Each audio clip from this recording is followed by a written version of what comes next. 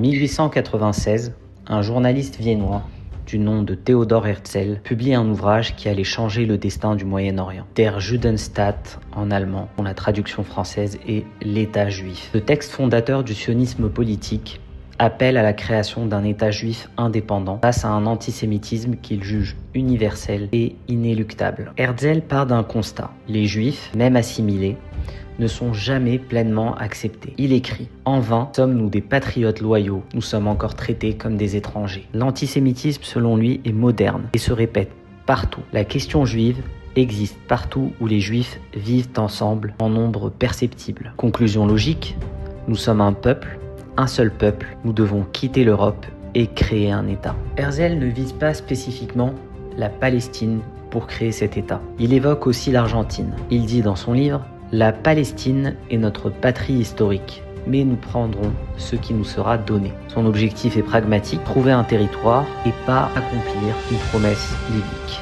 Le projet est technocratique.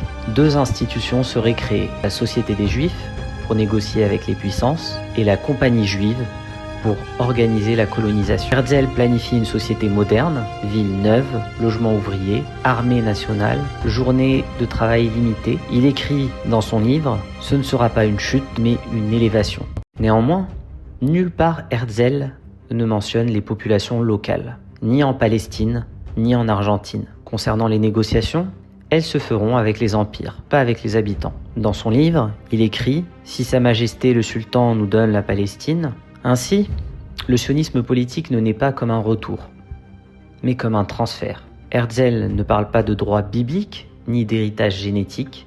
Il ne cherche pas à revenir, il cherche à partir. Mais la Palestine n'était pas vide.